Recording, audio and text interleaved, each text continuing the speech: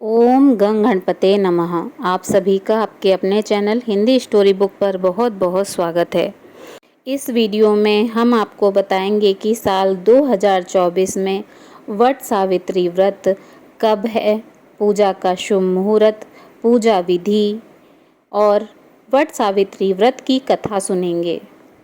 हिंदू विवाहित महिलाएं अपने सास ससुर एवं पति की लंबी उम्र के लिए वट सावित्री व्रत को मनाती हैं। उत्तर भारत जैसे पंजाब, हरियाणा, दिल्ली, उत्तर प्रदेश, मध्य प्रदेश एवं उड़ीसा राज्य में वट सावित्री व्रत ज्येष्ठ कृष्ण अमावस्या को मनाया जाता है, जबकि महाराष्ट्र, गुजरात और दक्षिण भारतीय राज्यों में विवाहित महिलाएं उत्तर भारतीयों की तुलना में 15 दिन बाद अर्थात ज्येष्ठ शुक्ल पूर्णिमा को समान रीति से वट सावित्री व्रत या वट पूर्णिमा के नाम से मनाती हैं। सावित्री व्रत कथा के अनुसार वट वृक्ष के नीचे उनके सास ससुर को दिव्य ज्योति, छीना हुआ राज्य तथा वहीं उनके मृत पति के शरीर में प्राण वापस आए थे। पुराणों के अनुसार वट वृक्ष में ब्रह्मा, विष्णु व महेश तीनों का वास है। इसके नीचे बैठकर पूजन करने, व्रत कथा सुनने आदि से मनोकामनाएं पूरी होती हैं। भगवान बुद्ध को भी इसी वृक्ष के नीचे ज्ञान प्राप्त हुआ था, अतः वट वृक्ष को ज्ञान, निर्वाण व दीर्घायु का पूरक माना गया है। सावित्री का अर्थ वेद माता गायत्री और सरस्वती भी होता है। वट वृक्ष का पूजन और सावित्री सत्यवान की कथा का स्मरण करने के विधान के कारण ही यह व्रत वट सावित्री के नाम से प्रसिद्ध हुआ। महिलाएं व्रत पूजन कर कथा कर्म के साथ साथ वट वृक्ष के आसपास सूत के धागे परिक्रमा के दौरान लपेटती हैं, जिसे रक्षा कहा जाता है। साथ ही पूजन के बाद अपने पति को रोली और अक्षत लगाकर चरण स्पर्श कर प्रसाद मिष्ठान वितरित करती हैं। अंततः पतिव्रता सावित्री के अनुरूप ही अपने सास ससुर का उचित पूजन अवश्य करना चाहिए। वट सावित्री व्रत को वट सावित्री अमावस्या, बड़ अमावस्या, बड़ पूजन अमावस्या, वट अमावस्या तथा सावित्री अमावस्या के नाम से भी जाना जाता है। इस दिन सुहागिनें अपने पति की लंबी आयु के लिए व्रत रखती हैं, साथ ही अपने पति की कामयाबी और सुख समृद्धि के लिए कामना भी करती हैं। आइए जानते हैं साल 2024 में वट सावित्री व्रत कब है, पूजा का शुभ मुहूर्त, पूजा विधि, व्रत कब खोलें और अखंड सौभाग्य प्राप्ति के लिए आज किया जाने वाला एक खास उपाय क्या है। साल 2024 में वट सावित्री व्रत 6 जून दिन गुरुवार को रखा जाएगा। अमावस्या तिथि प्रारंभ 5 जून शाम को 7:54 पर, अमावस्या तिथि समाप्त 6 जून शाम को 6:07 पर। अभिजीत मुहूर्त प्रातःकाल 11:30 से दोपहर 12:25 तक। लाभ उन्नति मुहूर्त दोपहर 12:20 से दोपहर 2:04 तक। अमृत सर्वोत्तम मुहूर्त दोपहर 2:04 से दोपहर 3:49 तक। आइए जानते हैं वट सावित्री व्रत पूजन सामग्री के बारे में। वट सावित्री व्रत के लिए सावित्री सत्यवान की प्रतिमा, बांस का पंखा, लाल कलावा, धूप दीप, घी, फल फूल, रोली, सुहाग का सामान, पूरियाँ, चना, बरगद के फल, सिंदूर और जल से भरा कलश आदि चीज़ों की आवश्यकता होती है। वट सावित्री पूजा विधि। वट सावित्री व्रत के दिन प्रातः जल्दी उठकर स्नान के बाद 16 श्रृंगार कर व्रत का संकल्प लें। पूजा स्थल पर धूप दीप जलाकर सभी पूजन सामग्री एकत्रित कर वट वृक्ष की पूजा करें। वट वृक्ष के नीचे सावित्री सत्यवान की प्रतिमा रखकर वृक्ष पर जल चढ़ाएं, कुमकुम, अक्षत, रोली चढ़ाएं। इसके बाद पूरियाँ और बरगद का फल वट वृक्ष को अर्पित करें। अब सूत के धागे को वट वृक्ष के 5, 7 या 108 परिक्रमा लगाते हुए लपेट कर बांध लें। हर परिक्रमा पर एक एक चना वृक्ष में चढ़ाते जाना है। शाम के समय व्रत कथा अवश्य पढ़ें या सुनें।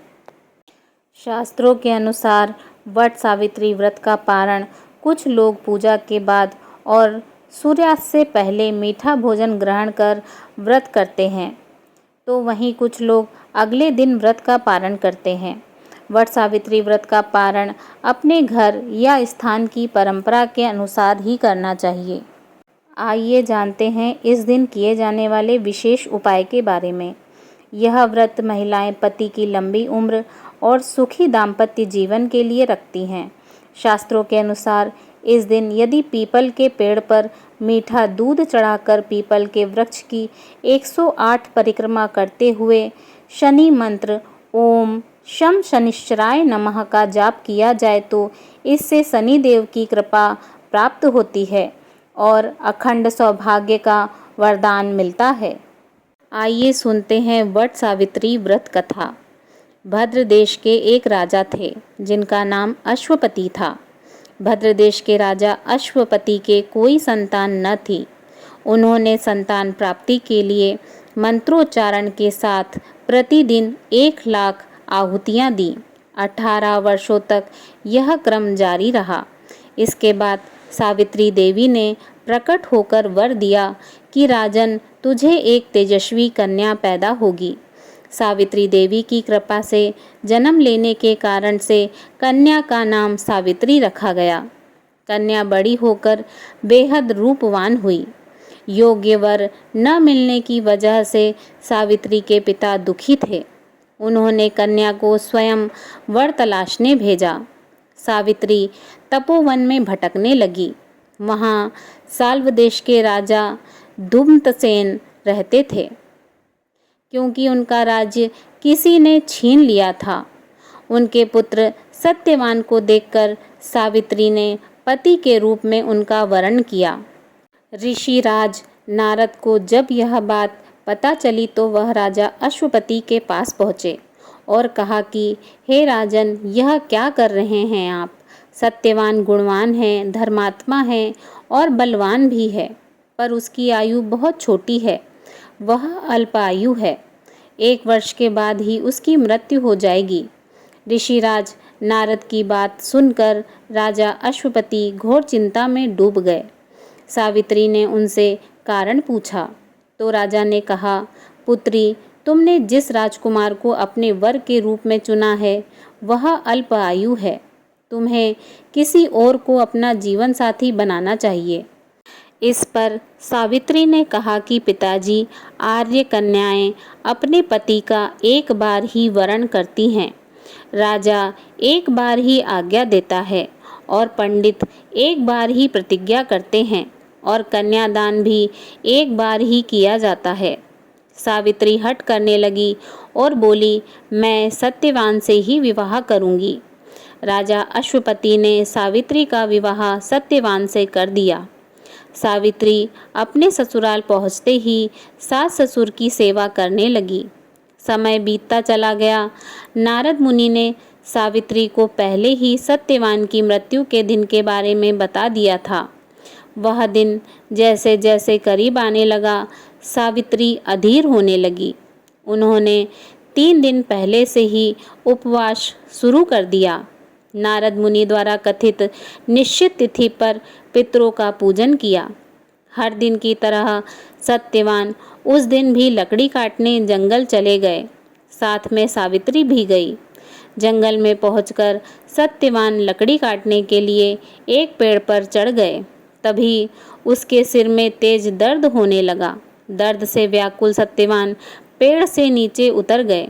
सावित्री अपना भविष्य समझ गई। सत्यवान के सिर को गोद में रखकर सावित्री सत्यवान का सिर सहलाने लगी। तभी वहाँ यमराज आते दिखे। यमराज अपने साथ सत्यवान को ले जाने लगे। सावित्री भी उनके पीछे पीछे चल पड़ी।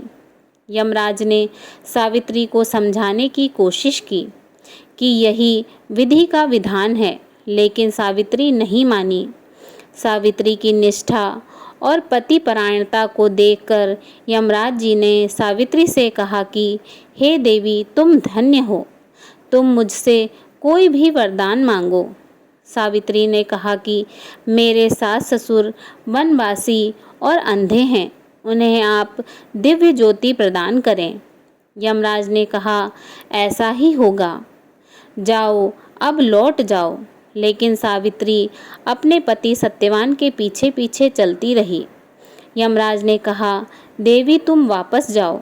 सावित्री ने कहा, भगवान, मुझे अपने पति देव के पीछे पीछे चलने में कोई परेशानी नहीं है। पति के पीछे चलना मेरा कर्तव्य है। यह सुनकर उन्होंने फिर से उसे एक और वरदान मांगने के लिए कहा। सावित्री बोली, हमारे ससुर का राज्य छिन गया है, उसे पुनः वापस दिला दें। यमराज ने सावित्री को यह वरदान भी दे दिया और कहा, अब तुम लौट जाओ। लेकिन सावित्री पीछे पीछे चलती रही। यमराज ने सावित्री को तीसरा वरदान मांगने को कहा। इस पर सावित्री ने 100 संतानों और सौभाग्य का वरदान मांगा। यमराज ने इस वरदान को भी सावित्री को दे दिया।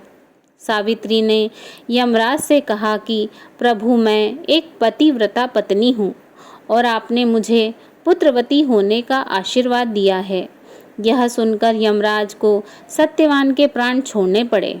यमराज अंतर ध्यान हो गए और सावित्री उसी वट वृक्ष के पास आ गई जहाँ उसके पति का मृत शरीर पड़ा था।